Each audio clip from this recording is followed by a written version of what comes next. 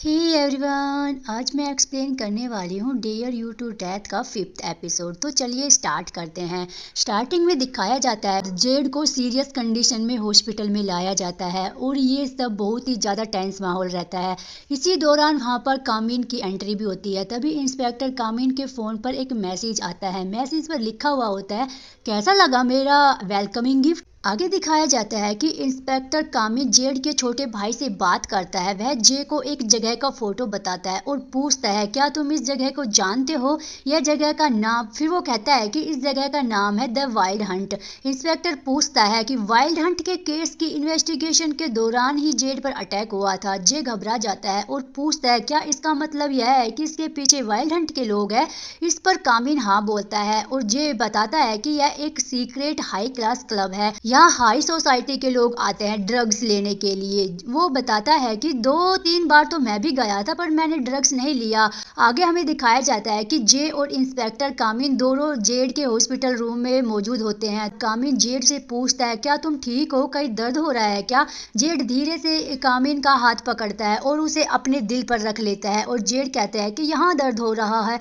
कामिन गुस्से में बोलता है कि अभी भी तुम्हारी इतनी हिम्मत है ऐसी बातें करने की, इसका मतलब तुम ठीक हो। जेड मुस्कुराते हुए कहता है कि क्या तुम एक इंजर्ड इंसान को ऐसे ही छोड़कर चले जाओगे? यह सुनकर कामिन जेड को किस कर लेता है और कहता है कि यह किस प्रूव है कि मुझे तुम्हारी फिक्र है। जेड हल्का सा सरप्राइज होकर बोलता है कि सिर्फ फिक्र है। कामिन थोड़ा सीरियस हो जाता है और बोलता है, मैंने तुमसे कहा था ना केयरफुल रहना, अपना ध्यान रखना। देखो आज तुम्हारी क्या हालत हो गई है। वो आगे कहता है कि हर किसी की फिक्र नहीं करता और जब करता हूँ तो सिर्फ मैं फिक्र ही नहीं सब कुछ करता हूँ। जेड हल्की सी स्माइल के साथ बोलता है, तुम बहुत स्ट्रिक्ट हो। अब आगे दिखाया जाता है कि हम देखते हैं कि कामिन एक सीनियर ऑफिसर से बात कर रहा होता है।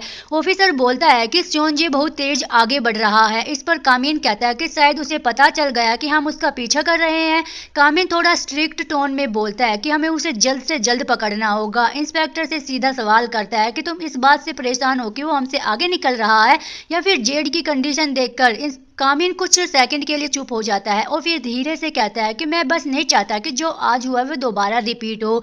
ऑफिसर आगे और शॉकिंग इन्फॉर्मेशन देता है। वो बोलता है कि वह सिर्फ एक ड्रग डीलर नहीं है। वो कहता है कि वह एक इलीगल बॉक्सिंग मैचेस भी चलाता है। जो मैच में हार जाता है उसे मार दिया जाता है। यह सुनकर सिचुएशन और भी ज्यादा डेंजरस हो जाती है।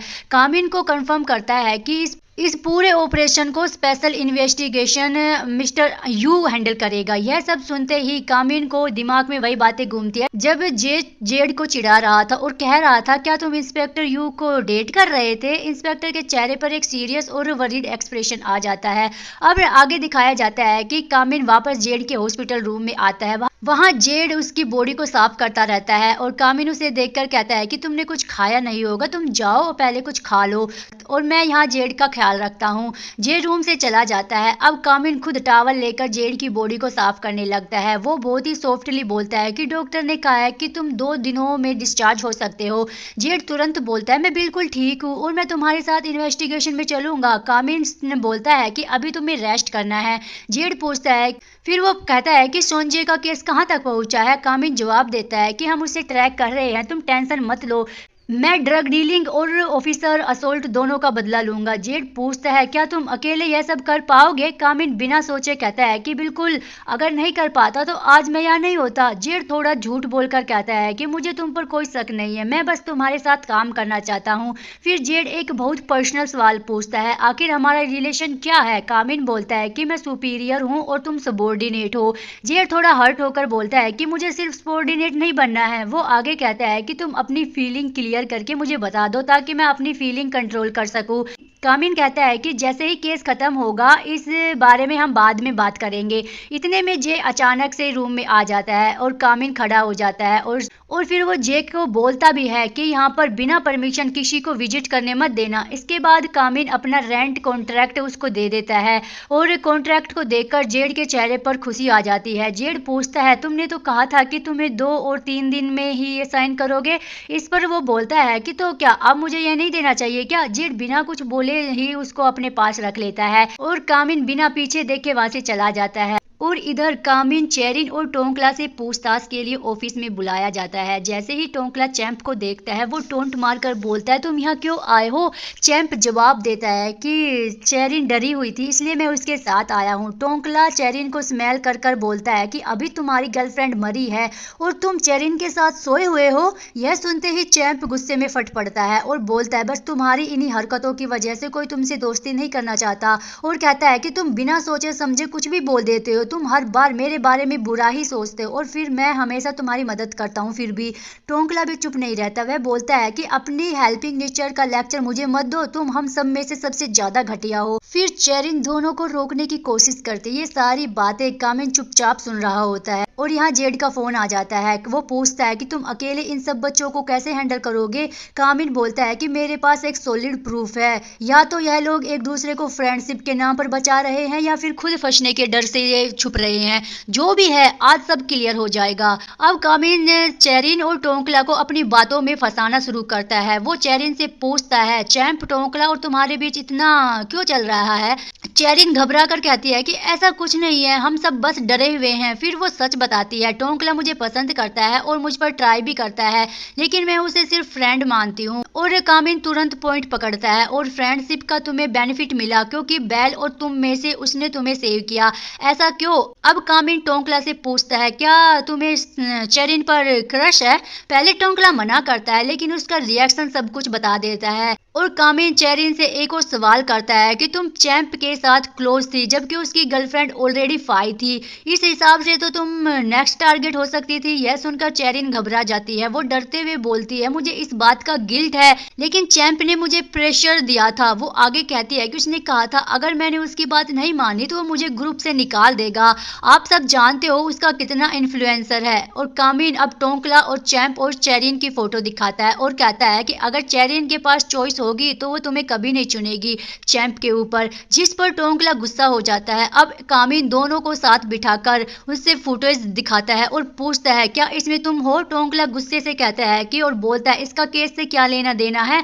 कामिन पूछता है कि इस मैटर से बाहर निकलने में तुम्हारी किसने मदद की है? चेरिन तुरंत बोलती है, इसमें चैंप इन्वॉल्व नहीं है। चेरिन को उसको बचाते हुए देखकर टोंकला गुस्से में कहता है, वो चिल्लाता है, मैं अकेले जेल नहीं जाऊंगा, उसको भी साथ लेकर ही जाऊंगा और ये बॉडी ठिकाने लगाने में चैंप ने ही मेरी हेल्प की है। और फिर वो गुस्से में कहती है कि अगर इन्वेस्टिगेशन ही करनी है तो टाइम की क्यों नहीं करते हो? वो हम सबसे ज्यादा घटिया है। वो लोग प्राइवेट वीडियो का मिसयूज करता है, उनकी वीडियोस बनाता है और फिर बेच देता है। जेड हॉस्पिटल से डिस्चार्ज हो जाता है। कामिन को वाइल्ड हंट का इन्वेस्टिगेशन मिलता है। वो बोलता है कि तुम शेर के बिल में जा रहे हो। कामिन एक्सप्लेन करता है कि शायद फाई की बॉडी में इलीगल ड्रग जो है वो इंजेक्ट किए गए थे, उन ड्रग से किलर तक पहुंच सकते हैं। जेड इंस्पेक्टर के साथ जाने की जिद करता है। वो इंस्पेक्टर को वोल्फ वाला बैच गिफ्ट करता है और बोलता है कि तुम भी वोल्फ की तरह एरोगेंट हो। कामिन कहता है कि तुम जिद्दी पालतू कुत्ते जैसे हो। जेड क्लियर बोल देता है कि मुझे तुम्हारी फिक्र है और मैं तुम्हारे साथ जाऊंगा। जेड और कामिन फाई के घर जाते हैं। फाई की माँ बोलती है कि घर में कोई चेंजेस नहीं किए हैं, वो इन्वेस्टिगेशन कर सकते हैं। इन्वेस्टिगेशन के दौरान फोटो फ्रेम के पीछे एक ट्रूथ और डेयर का कार्ड मिलता है। कार्ड पर लिखा होता है कि ऐसे दोस्तों के साथ रहना हेल जैसा रहना है, एक बार मर कर देखो, सबकी असलियत सामने आ जाएगी। कामिन बोलता है कि इन सब की शुरुआत फाई से हुई है। दोनों फाई की माँ से पूछते हैं। उसकी माँ बताती है कि फाई पहले बहुत नॉर्मल थी बट कुछ दिनों से बहुत शांत हो गई थी। उन्हें लगा चैंप से लड़ाई हुई होगी पर उसके कुछ दिन बाद पूछने पर पता चला कि वो प्रेग्नेंट है। घर से निकलते वक्त जेड और कामिन बात करते हैं कि ट्रूथ कार्ड के हिसाब से बेल ने फाई का अबॉर्शन करवाया था। कामिन पूछता है, अगर ऐसा है तो किलर ने चैंप की बजाय बेल को क्यों मारा?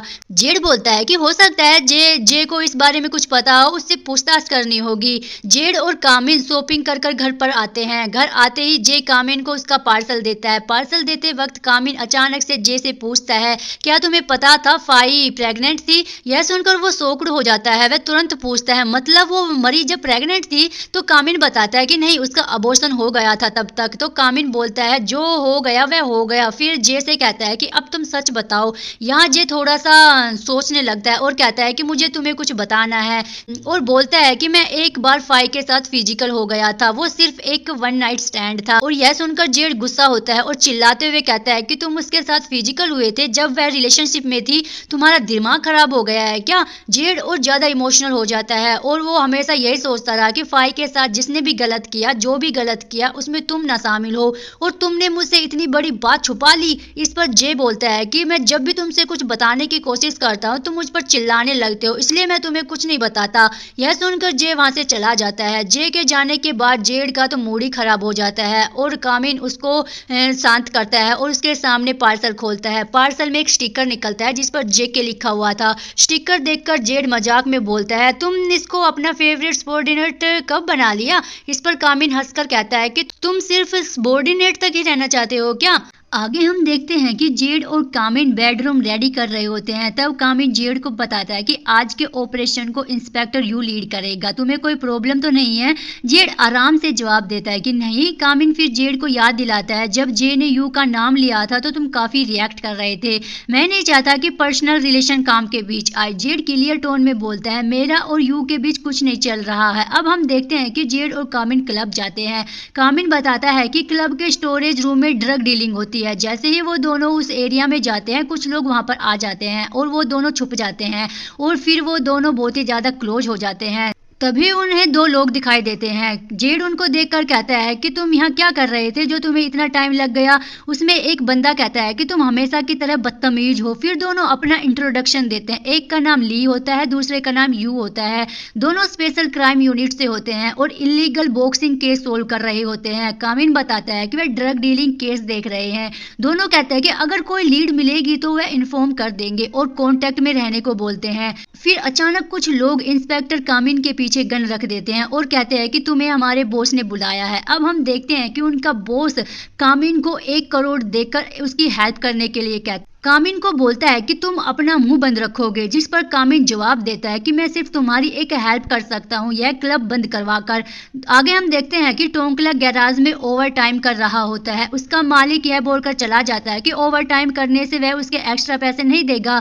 तभी वहां पर वो आदमी आ जाता है, ट्रूथ एंड डेयर वाला। तभी टोंकला कहता है कि मैं पहले ही चूज कर चुका हूं और बेल तो मर चुकी है ना, लेकिन किलर कहता है कि यह गलत जवाब है। आखिर में टोंकला ट्रूथ चूज करता है। इसी बीच बॉस के लोग कैप्टन जेड के पीछे बंदूक रखकर उसके अपने साथ आने को कहते हैं। अब हम देखते हैं कि कामिन बॉस को रिश्वत के इल्जाम में अरेस्ट करने को बोलता है। बॉस गुस्से में आकर उसके सर पर बंदूक रख देता है, लेकिन कामिन अपनी जल्दी चालाकी से उसके गन को ले लेता है और वार्निंग देता है। कामिन ड्रग के बारे में पूछता है।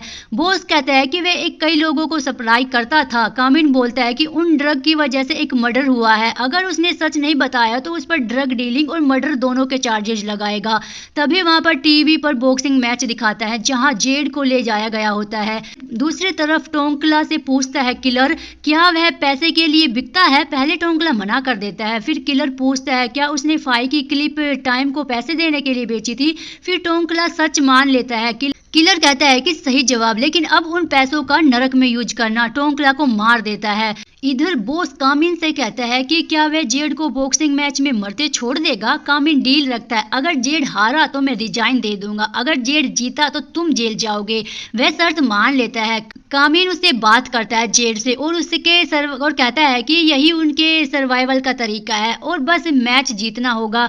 जेड कहता है कि वह मैच जीत जाएगा, लेकिन बाद में जो उसे मांगा था क्या मिलेगा? ठीक है, डील डन। फिर हमें एक रात पहले का सीन दिखाया जाता है। उसे कहता है कि तुम अपना टाइम बर्बाद मत करो, तुम जितना तो जेलस हो रहे हो इससे कोई फायदा नहीं है। जैसे मैं तुम्हारी मदद कर रहा हूँ बेड लगाने में, वैसे मैंने कभी यू की मदद नहीं की, तुम ही पहले हो। यह कहकर जेड कामिन को किस कर लेता है। जेड कामिन से कहता है कि अगर मैं तुम्हारे अलावा और किसी को भी इतना स्पेशल नहीं समझता हूँ, और देखो हम एक साथ भी रह रहे हैं। तो इस पर कामिन कहता है कि मैंने तुम्हें सिर्फ एक रेंटल एग्रीमेंट दिया है, तुम्हारे साथ सोने का कॉन्ट्रैक्ट नहीं दिया है। तो इस पर जेड कहता है कि हाँ, मुझे लगता है कि अब मुझे कॉन्ट्रैक्ट को अपग्रेड करना पड़ेगा एक वीवीआईपी कॉन्ट्रैक्ट में, जिस पर जेड कामिन को चिढ़ाने की कोशिश कर रहा था। कामिन कुछ भी नहीं कहता। तो फिर जेड कहता है कि ठीक है, तो मैं बस तुम्हें अब सिर्फ 1 और रात का समय दूंगा, उसके बाद फिर मैं वापस आऊंगा तुम्हारा जवाब लेने के लिए। क्या वो अब अगली बार से उस सेम रूम में कामिन के साथ सो सकता है? और इसी के साथ ये एपिसोड का एंड हो जाता है। मिलते हैं नेक्स्ट एपिसोड में। आज के लिए बस इतना ही। Thanks for watching, bye bye.